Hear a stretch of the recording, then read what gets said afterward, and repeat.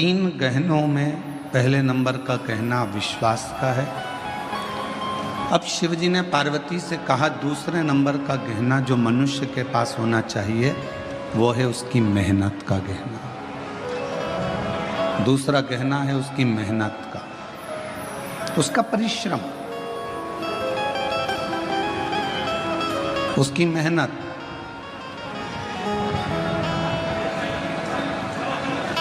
ये दूसरे नंबर का गहना है आपकी मेहनत का गहना। यदि आप थोड़ी सी भी मेहनत कर रहे हो, थोड़ा सा भी परिश्रम अपनी जिंदगी में कर रहे हो, तो ये निश्चित है कि आप अपनी मंजिल तक भी पहुंचोगे और आपको आपका लक्ष्य भी प्राप्त हो।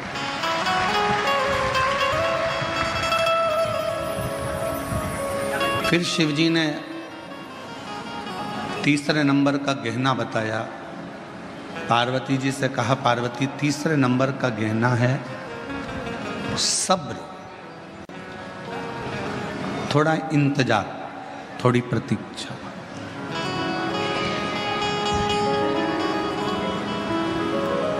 ये तीसरे नंबर का गहना है आपका सब्र। पहले नंबर पर है, जम के बोलो, विश्वास। दूसरे नंबर पर है मेहनत और तीसरे नंबर पर है सब्र, थोड़ा इंतजार।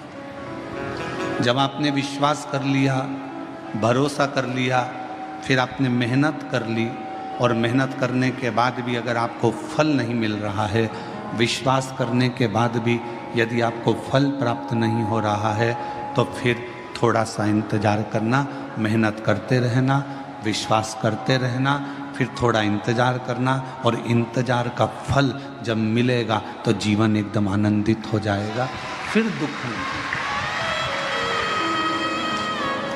शिरडी के साईं बाबा का एक मूल मंत्र है श्रद्धा सबूरी। श्रद्धा होना चाहिए और सबूरी होना चाहिए, थोड़ा प्रतीक्षा, थोड़ा इंतजार।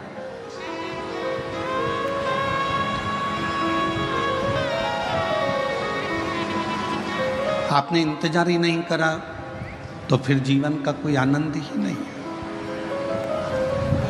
जो सुख प्रतीक्षा में है वो सुख मिलने में नहीं है। बोलो सही है कि गलत है?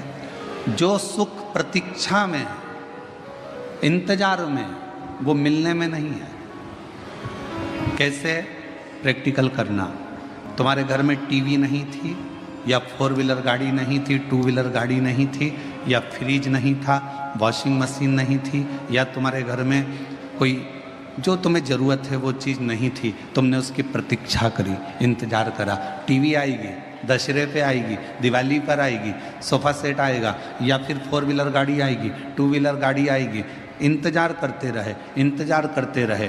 बहू आएगी, बहू आएगी, बहू आएगी, इंतजार करते रहे। और फिर जब प्रतीक्षा पूरी हो गई, बेटे की शादी हो गई, बहू आ गई, या गाड़ी आ गई, या सोफ़ा सेट आ गया, या टीवी आ गई, इसके बाद उसके बाद का फिर समय तुम जानो, क्योंकि अभी हमारी बहू नहीं आई।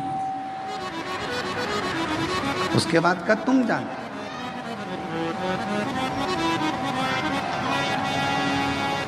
बोलो सही है कि गलत है? प्रतीक्षा थी,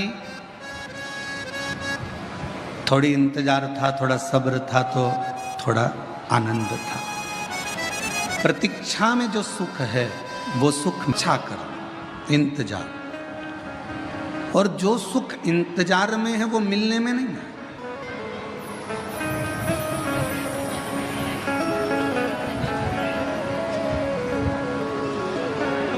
अच्छा, विचार करिए थोड़ा सा।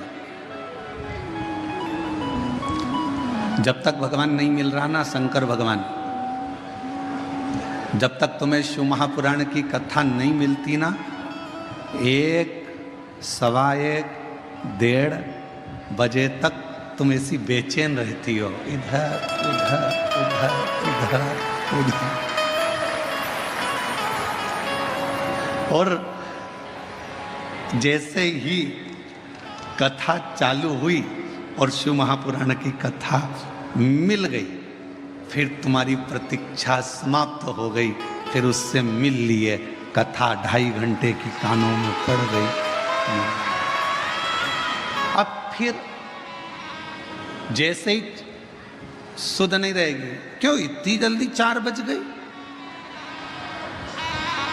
जिससे जिसका इंतजार रहता है ना, और उससे अगर मिलन हो जाए तो उससे मिले हुए 10 घंटे, 12 घंटे, 8 घंटे, 4 घंटे थोड़े से लगते हैं। इतनी जल्दी? फिर 4 बजते से ही अपनी अपनी दरी संभाली, बेग पीछे करा,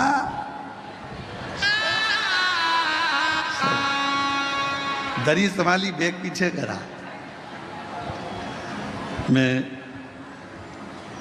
संचेती परिवार में विशाल जी की मम्मी जी से कहूँगा आपसे, एक बार रात्रि के समय पर यहाँ आकर दर्शन जरूर करना। ऐसा योग कभी दूसरी बार बीजापुर में नहीं बनने वाला जो दर्शन का योग है। आप आइए। आप शिव जी की परम भक्त हैं, विशाल जी की माता जी शंकर जी की परम भक्त हैं। कई सालों से सोमवार का व्रत चाहे कुछ भी हो गया जिंदगी भर नहीं छोड़ा है, सोमवार का व्रत आज तक कर रहे हैं शिव भक्त। तो मैं निवेदन करूंगा ऐसे शिव भक्तों का, आप रात्रि को आकर एक बार जरूर दर्शन करें, बड़ा सुख मिलेगा आपको। 4 बजते से ही बेग पीछे खसकाया, और इतनी ऐश और आराम की जिंदगी की, कोई बजू वाला जा रहा हो ना कहीं तो जाते हैं तो मेरी बोतल ले जा, पानी भर लाना।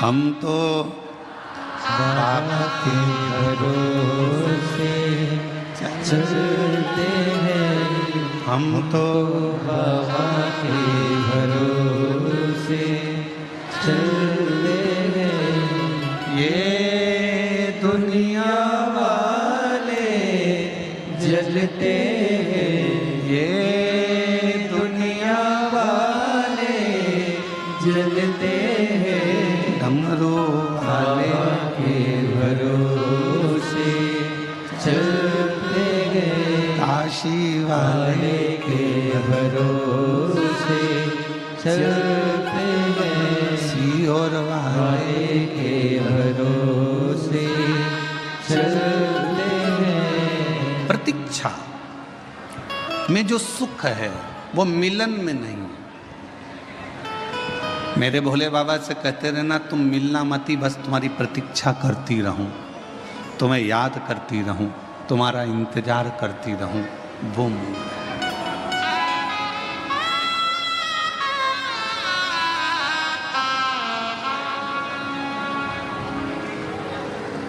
तुम्हारा इंतजार मूल है।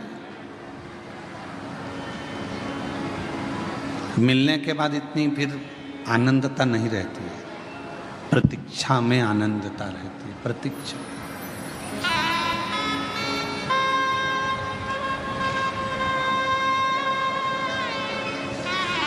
तीन गहने मेरे शंकर भगवान ने बताए हैं। पहले नंबर का बोलते जाओ, विश्वास। स्टेशन पर पहुंचते से ही अगर तुम जैसे ही पहुंचे और वैसे ही धड़धड़ाती हुई ट्रेन तुम्हारे सामने आ जाएगी तो तुम्हें घबराहट हो जाएगी। थोड़ा सा पहुंच गए स्टेशन पर और फिर तुम्हारी ट्रेन 5-10 मिनट इंतजार के बाद अगर आएगी ना तो तुम्हें सुकून मिलेगा कि हाँ अब आ रही है, मैं पहुंच गई हूँ, अब मेरे ट्रेन आएगी, मैं बैठूंगी और अपनी मंजिल तक पहुंच जाऊंगी। इंतजार बहुत जरूरी है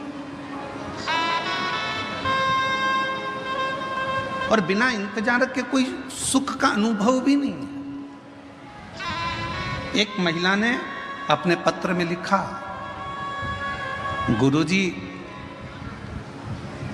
मुझे 24 साल तक औलाद नहीं हुई। कितने साल? 24। और 24 साल तक जब मुझे औलाद नहीं हुई तो मैं हिम्मत 5 साल के बाद में मैंने हिम्मत हार दी थी कि मेरे घर में औलाद नहीं होगी। फिर भी मेरे घर के लोगों ने मेरा इलाज करवाया, हम दोनों का इलाज चला। 8 साल 10 साल इलाज में निकाल दिए। 10 साल के बाद भी औलाद नहीं हुई, तब पूर्ण तरह से डॉक्टरों ने कह दिया कि तुम कभी माँ नहीं बन सकती और तुम कभी पिता नहीं बन सकते। 10 साल के इलाज के बाद हमने आस छोड़ दी कि हमको बच्चा हो।